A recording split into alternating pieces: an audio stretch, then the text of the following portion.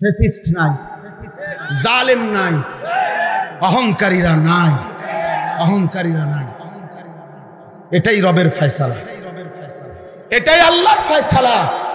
ব্রাহ্মণবাড়িয়ার ওই বেয়াদব ব্রাহ্মণবাড়িয়ার ওলামায়ে কেরামকে বারবার বিদ্রুপ করেছিল। তুমি ওবায়দুল মুক্তাদির আজকে ব্রাহ্মণবাড়িয়ার জমিনে নাই, কিন্তু ব্রাহ্মণবাড়িয়ার কওমি মাদ্রাসাও আছে, আল্লামা সাজিদুর রহমানও আছে, আল্লামা মুফতি মুবারকুল্লাহও আছে, থাকবে থাকবে থাকবে ইনশাআল্লাহ।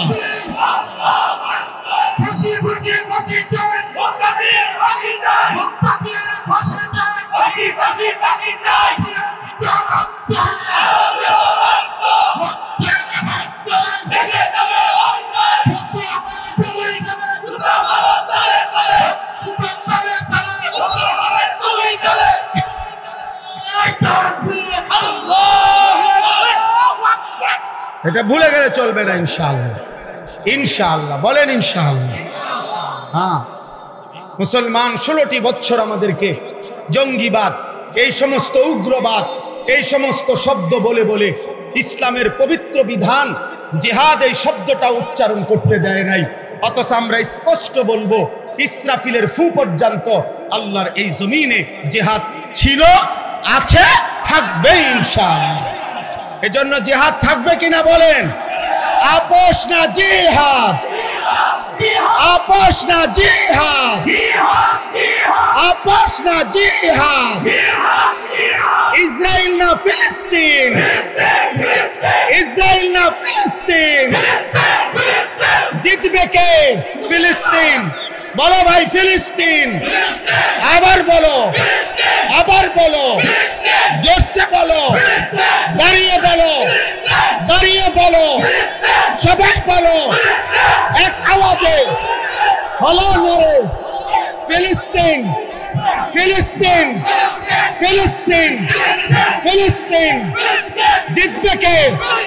হারবে কে? সবাই বলো এক আওয়াজে। মাশাআল্লাহ।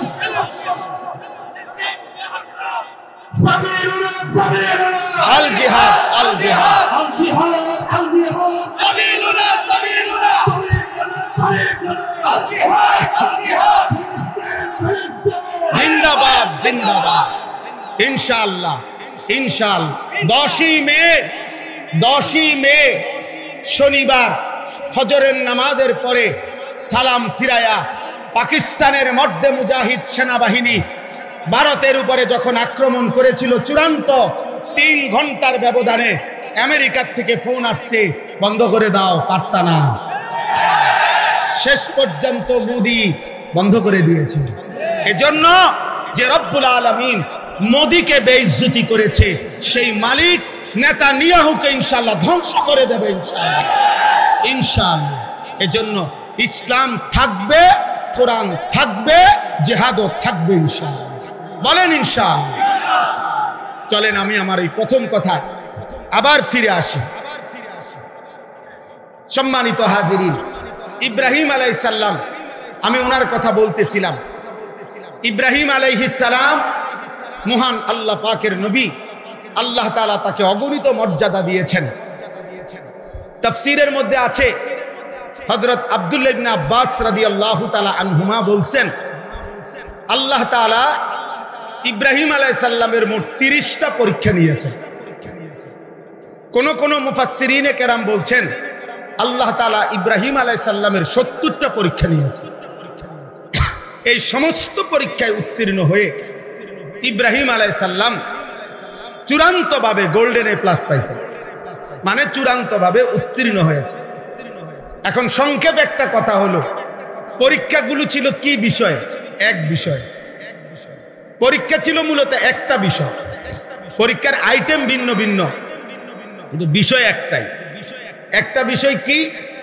মহান আল্লাহ পাক রব্বুল আলামিন ইব্রাহিম আলাইহিস সালামের পরীক্ষা নিয়েছেন যে একটা বিষয় শুধু দেখতে চাইছেন, ছোট্টবেলা থেকে শেষ পর্যন্ত ইব্রাহিমের কলিজায় আল্লাহ তাআলার মহব্বত বেশি নাকি গায়রুল্লাহর মহব্বত বেশি?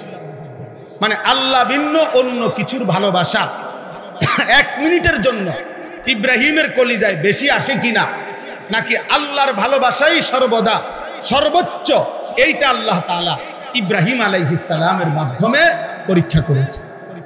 এই জন্য ছোট্টবেলা থেকে একেবারে বাপ মার ঘরে মূর্তি পূজক মা বাবার ঘর থেকেই তিনি পরীক্ষা দিছেন। বাবা মা মূর্তি পূজা করত, সেখান থেকে তিনি মূর্তির বিরোধিতা করে বাবা মাকে পর্যন্ত ছেড়ে দিয়েছেন। বলেছেন কোরআনে আছে, ওনার আব্বা বলছে, ইব্রাহিম তুমি যদি মূর্তির বিরোধিতা না ছাড়ো লা আরজুমান্নাকা, আমি তোমাকে পাথর মেরে মেরে ফেলবো, ওয়াহজুরনি মালিয়া, তেজ্য পুত্র করে দেব। ইব্রাহিম আলাইহিস সালাম বলছেন, আতাজিলুকুম ওয়ামা তাদউনা মিন দুনিল্লাহ, আব্বা আপনাদেরকেও আমি ছেড়ে দিলাম, আপনারা যেই মূর্তির পূজা করেন আল্লাহকে বাদ দিয়ে, এগুলোকেও আমি ছেড়ে দিলাম। ওয়া আদউ রাব্বি, আমি কেবল আমার রব আল্লাহকে ডাক দিলাম। আসা আল্লাহ আকুনা বিদুআই রাব্বি শাকিয়া, আমি বিশ্বাস করি বাপ আমার ওই মহান রবকে ডেকে কেউ কোনোদিন বঞ্চিত হয় না। আল্লাহকে ডেকে কেউ হারে না, আল্লাহকে ডেকে কেউ বঞ্চিত হয় না।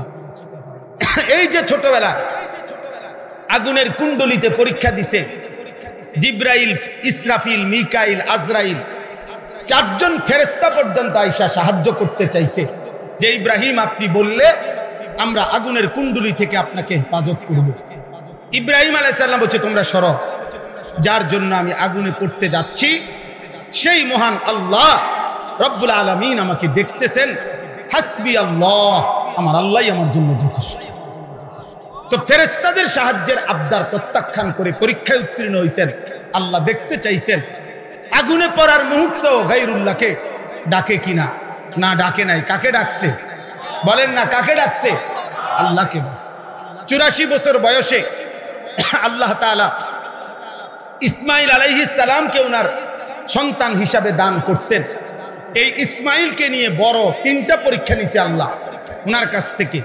1 নম্বরে ওনাকে প্রথম বলছে যে তোমার সীমাহীন কান্নাকাটিতে আমি তোমাকে ইসমাইলের মতো সন্তান দিলাম, তবে তারে কোলে নিতে পারবা না, তাফসীরে আছে, আদর করতে পারবা না, চুমা দিতে পারবা না, শুধু তাকায় তাকায়া দেখবে। তিনি বলছেন, মাওলা আমি মানি, আমি আপনাকেই ভালোবাসি, সন্তানকে না, আপনাকেই বেশি ভালোবাসি। কয়দিন পরে আল্লাহ বলছে, ইব্রাহিম ছেলেটাকে এতদিন তো দেখতে দিছি, এখন আর দেখতেও দেব না। চোখের আড়ালে তার মা হাজেরা এবং ইসমাইলকে দূরে দিয়ে আসো, চোখের আড়াল করে দাও। ইব্রাহিম আলাইহিস সালাম বললেন, আল্লাহ আমি এটাও মানি, আমি আপনাকেই বেশি ভালোবাসি, দিলাম চোখের আড়াল করে। তো আল্লাহর ঘর কাবার কাছে রেখে আসছে।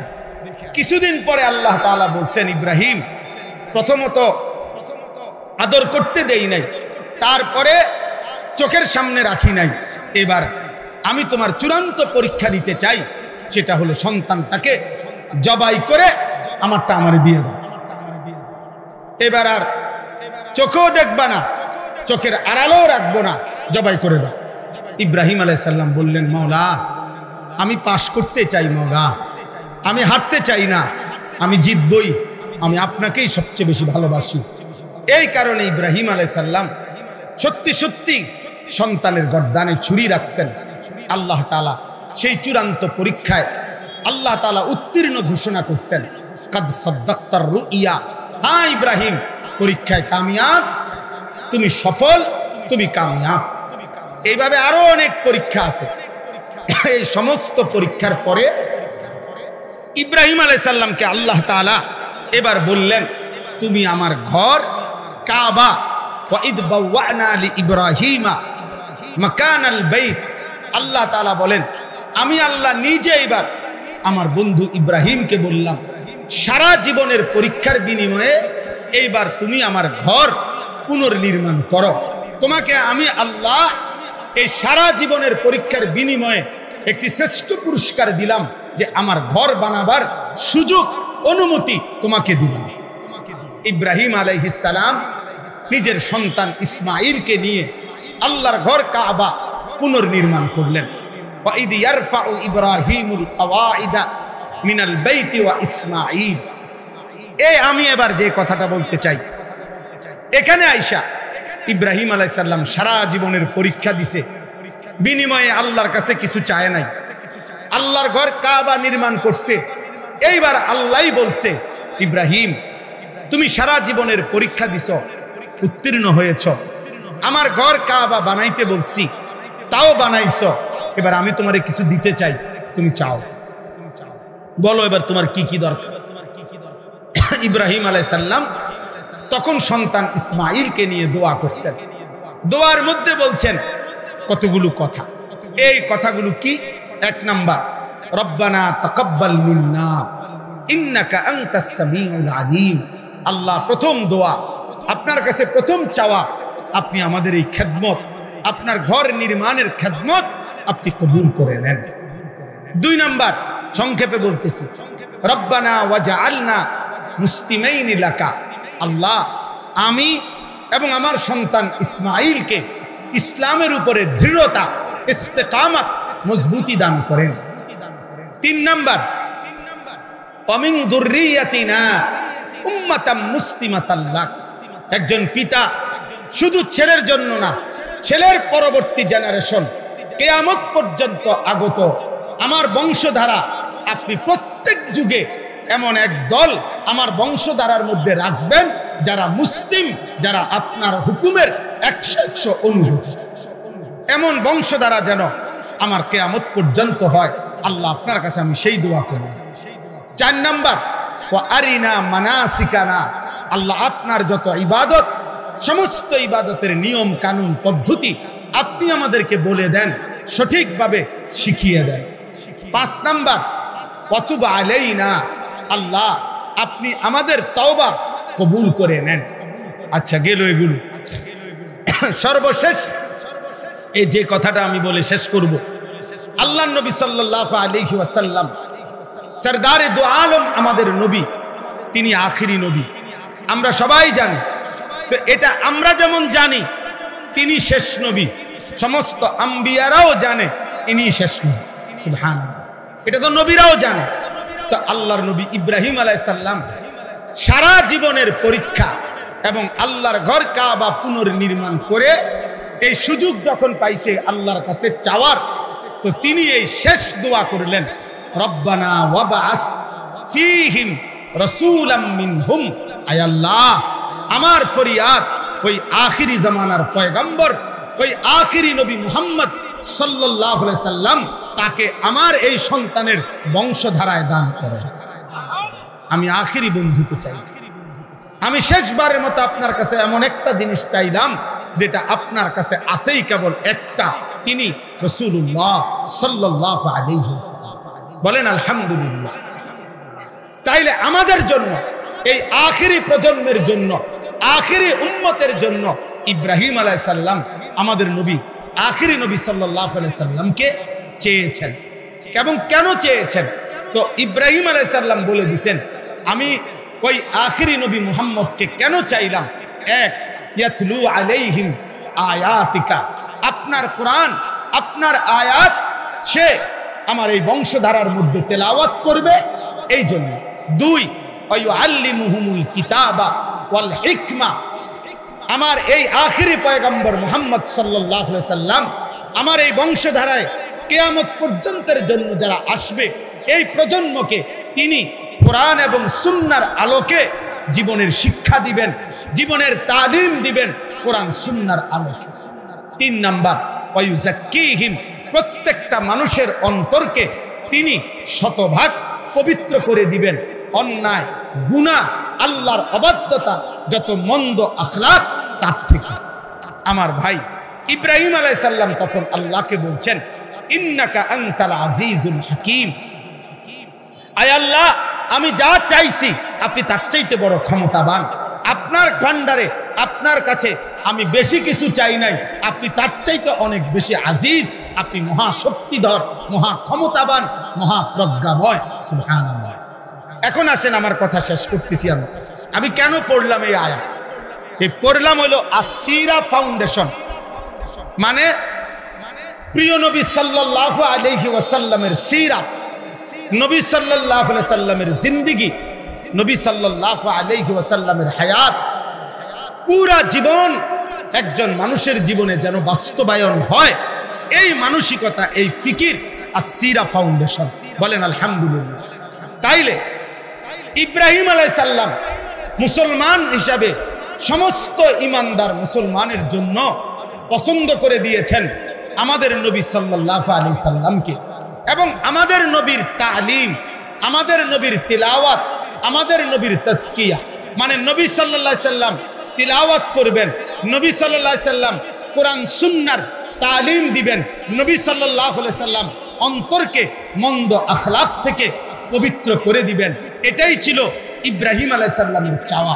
অতএব প্রিয় ভাই আমার, শেষ কথা এটাই যে একজন মুসলমান হিসাবে স্কুলে পড়ুক, কলেজে পড়ুক, ইউনিভার্সিটিতে পড়ুক, মাদ্রাসায় পড়ুক, শিক্ষিত হোক, অশিক্ষিত হোক, মূর্খ হোক, বকলম হোক, মুসলমান মাত্রই, ইমানদার মাত্রই তার জীবনের আদর্শ, তার চলা, তার ফেরা, তার আচরণ, তার উচ্চারণ, তার বাজার, তার ব্যবসা, তার ঘর, তার সমাজ, তার দেশ, তার জাতি, তার রাষ্ট্র, তার রাজনীতি, সব কিছুতেই আদর্শ একজন একজন একজন একজন, তিনি মুহাম্মদুর রাসূলুল্লাহ সাল্লাল্লাহু আলাইহি ওয়াসাল্লাম। অতএব আপনাদের সবার কাছে এটা আমার বিনীত অনুরোধ, চলেন আমরা সবাই মিলে এই সিদ্ধান্ত নেই, জীবন সাজাবো রাসূলুল্লাহ সাল্লাল্লাহু আলাইহি সাল্লামের সিরা এবং সুন্নাহর ধাঁচে।